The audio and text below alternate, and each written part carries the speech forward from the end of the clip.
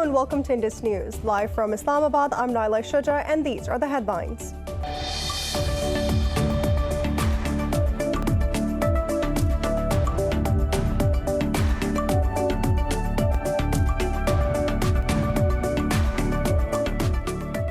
Israel's aerial bombing of Gaza continues for the 9th consecutive day. Medics say 212 Palestinians, including 61 children, have been martyred in the Israeli aggression so far. The recent strikes also damaged the building of the Gaza Health Ministry. The Israeli military said it has also shelled Lebanon, accusing it of launching 6 rockets which fell short crossing the border.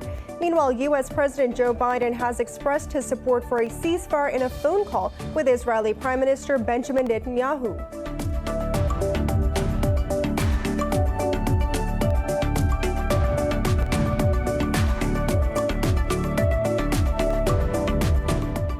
Pakistan says Palestinian Foreign Minister Riyad al-Maliki's participation in the UN General Assembly is being obstructed. Talking to media after arriving in Turkey, Foreign Minister Shah Mahmoud Qureshi said it would be a great injustice if his Palestinian counterpart is not allowed to attend the session.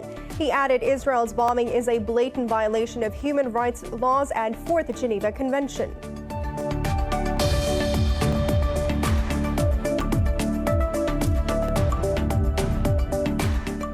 In India, some 127 people are missing after a vessel adrift off Mumbai's coast sank during cyclone Tuktais. Officials said the vessel was carrying over 270 people when strong winds sent it adrift. The Defense Ministry said 146 people have been rescued from the vessel, which was operated by a state-run oil company. China's Foreign Minister Wang Yi has offered to hold intra-Afghan talks. In a phone call with Afghan National Security Advisor Hamdullah Mohib, Wang Yi stressed that Beijing supports an Afghan-led and Afghan-owned peace process. The Chinese Foreign Minister said U.S. decision to pull out has caused uncertainty in Kabul.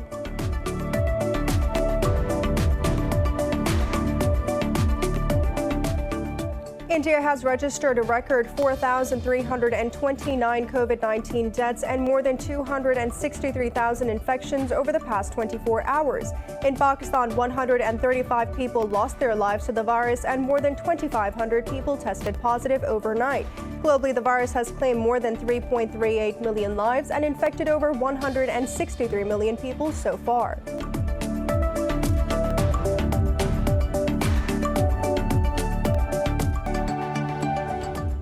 For more news and details, stay tuned. We'll be right back after a short break.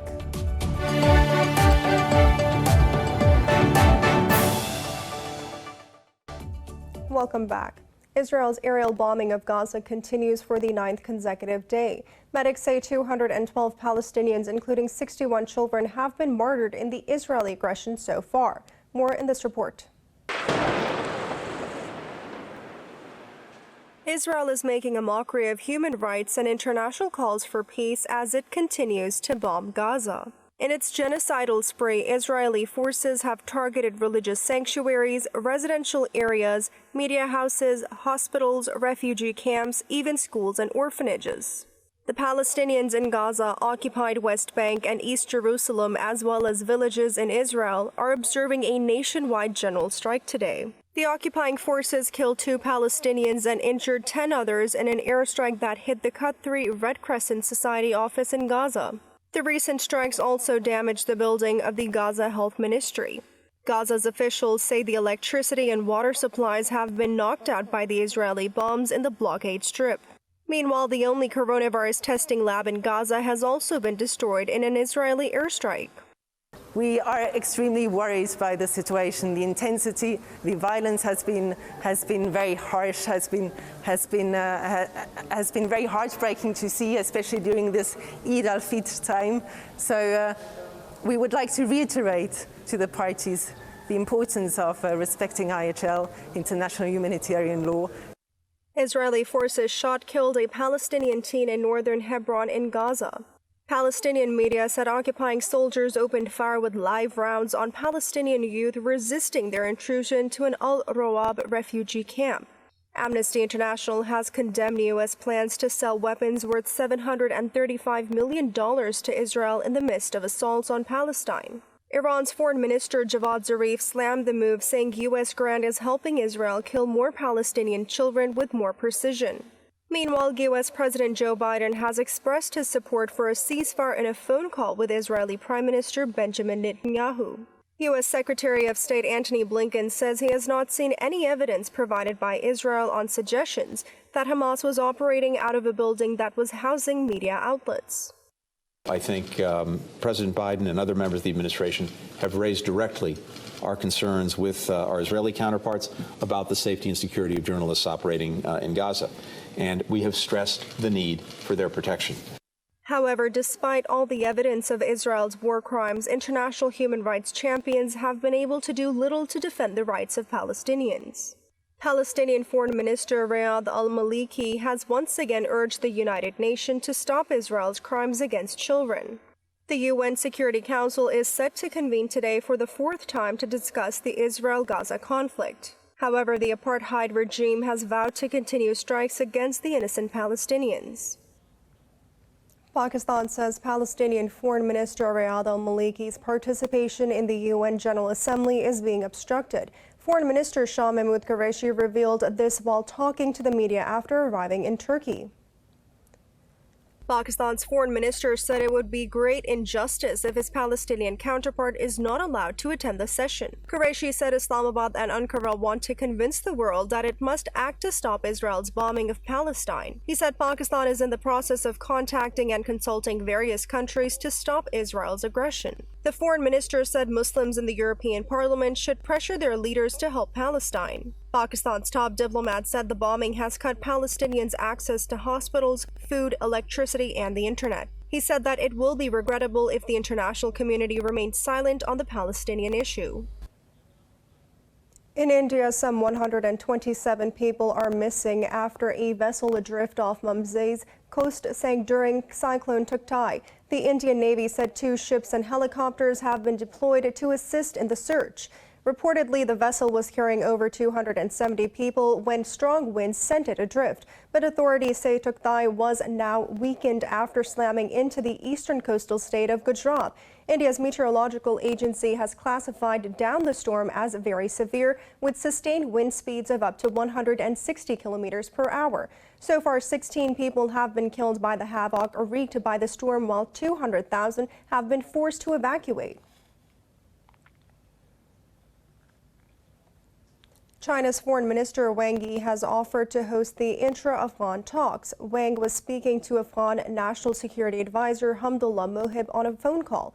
Wang said Beijing is willing to create necessary conditions for holding the talks in China. He added Beijing supports an Afghan-led and Afghan-owned peace process. The Chinese foreign minister said U.S. decision to pull out has caused uncertainty in Kabul, but he said peace is a general trend and the common aspiration of the international community. A UN General Assembly vote on a draft calling for the suspension of arms and ammunition supply to Myanmar has been postponed. Diplomats said the process has been delayed in a bid to win more support. The draft resolution calls on the Myanmar military to end violence and accept the results of the November elections. Meanwhile, pro-democracy activists have taken to the streets in different parts of Mandalay despite heavy presence of security forces. The locals also rallied against the military regime in the country's Sagaing region. More than 800 people have been killed since the military seized power on the 1st of February. India has reported a record 4,329 cases in the past 24 hours. The number of coronavirus cases in the country has also crossed the 25 million mark, with 263,000 testing positive overnight. Globally, the virus has claimed more than 3.38 million lives and infected 163 million people so far. More in this report. India has become the second country in the world to have reported 25 million COVID-19 cases after the US. But owing to inadequate testing and lapses in data gathering, the crisis is severely underreported, with many deaths attributed to other causes. The World Health Organization says India now accounts for 50% of daily COVID-19 cases and 30% of daily deaths across the globe. Meanwhile, the capital New Delhi has just 4 days' worth of vaccines left. And India's Medical Association says the country has lost 269 doctors over the past 2 months. The crisis has now penetrated the rural areas, home to nearly 70% of India's 1.3 billion population.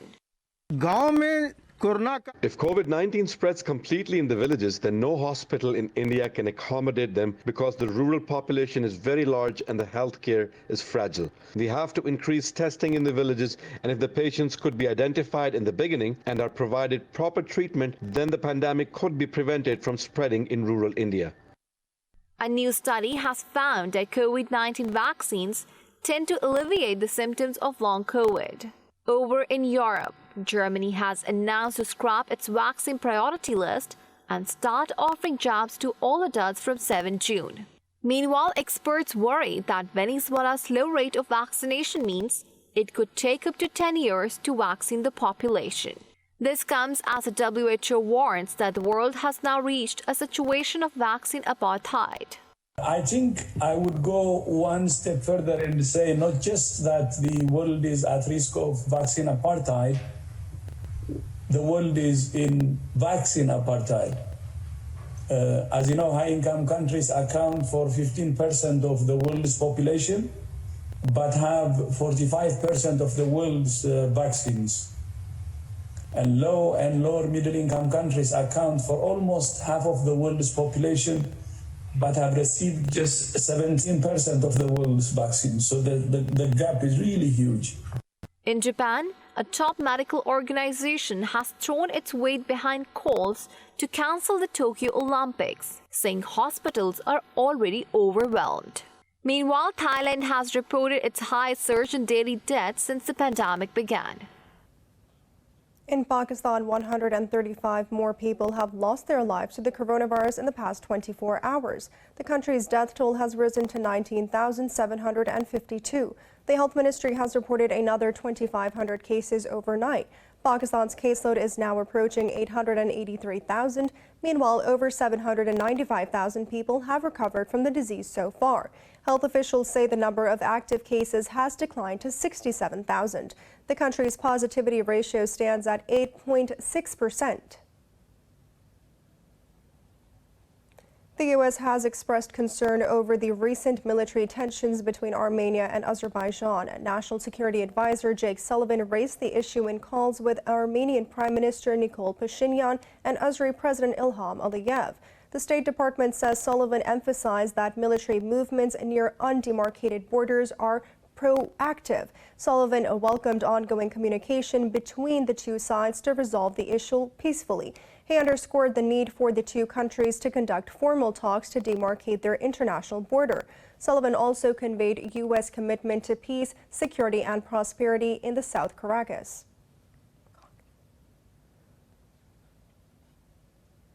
The International Criminal Court has warned mercenaries and foreign troops in Libya that they could face prosecution for their crimes. Court's chief prosecutor has demanded an end to the detention centers allegedly used for committing crimes in Libya. Prosecutor Fatou Bensouda addressed a virtual meeting of the UN Security Council on Libya.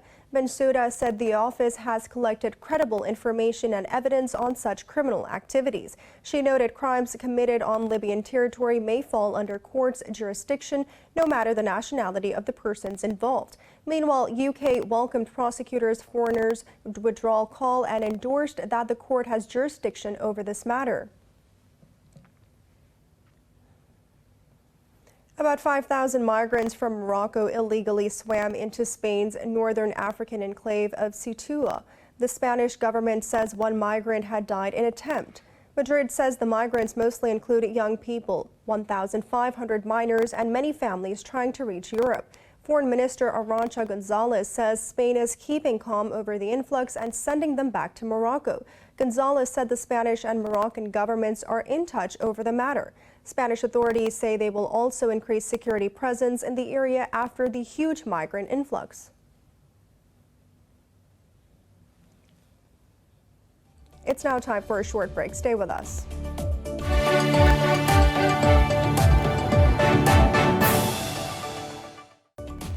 Welcome back. The U.S. Senate has voted to debate on a bill that would provide billions of dollars for technology research to compete with China. Senators voted 86-11 to move forward on the Endless Frontier Act, which is the base for the larger China bill. Senate Democratic leader Chuck Schumer called the bill a once-in-a-generation investment in American science and technology. He said the United States needs to lead in artificial intelligence, 5G, and quantum computing before China determines rules for this sector. The bill includes $2 billion to boost semiconductor production and research for the auto and defense sector. A group of senators is also working on a measure to include $52 billion for microchips. Other China-related bills are likely to be included in a final package. The European Union has extended sanctions against 8 individuals, including Russians, over their alleged involvement in cyber attacks. The curbs also apply to 4 entities and have been prolonged until the 18th of May 2022. In a statement, Brussels said the sanctions include a travel ban and asset freeze. It said European persons and entities are forbidden from making funds available to those listed. The EU first introduced such sanctions to curb cyber attacks on June 30th last year against Russia, China, and North Korea.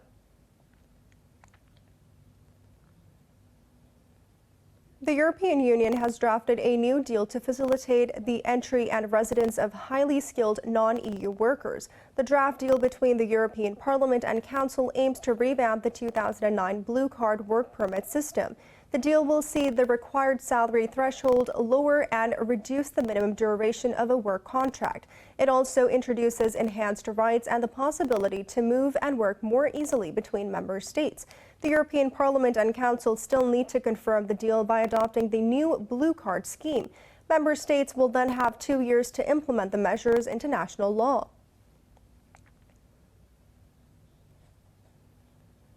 In Australia, a surfer has died in a suspected shark attack off a beach on the mid-north coast of New South Wales state. In a statement, police said emergency services were called to Tangkurra Beach after reports of the shark attack. The man suffered fatal injuries to his right upper thigh after being attacked while surfing. New South Wales ambulance said the victim could not be rescued. Efforts of paramedics and bystanders. Authorities have closed the beach and the neighboring Foster Main Beach. Last year, 8 people were killed in fatal shark attacks across Australia. Would you be willing to wash your hands with this French artisan snail slime soap? You can decide whether or not after watching this report. Foams of slime bubble on Damien Desrocher's hand as he lightly touches one of the thousands of snails he keeps at home. The 28-year-old snail grower started using the gastropod fluid to make soap bars in December 2020. He then sells them locally in the northern French town of Wahagnes. He extracts the slime by tickling the snails, which he says is harmless. It's all in the dexterity of how you tickle. This one here is great snail that I have chosen. Look, I only touch it with my thumb and it foams. You see, it's not violent, it's simple. To make around 15 100-gram soap bars, Desrocher uses some 80 grams of snail slime. Since 2 grams of slime can be extracted from one snail, he needs at least 40 snails to produce this amount. We make soap bars through a process that allows us to produce the soaps in low temperatures, so it does not degrade the raw material, which is quite prized and quite delicate. In this material, we can find elements that are naturally present, such as collagen and elastin, which are anti-aging remedies. Desrocher is only one of the 3 artisans making the rare hygiene product in France. Although uncommon in Western cosmetics, snail mucus is considered a common ingredient in Korean beauty products.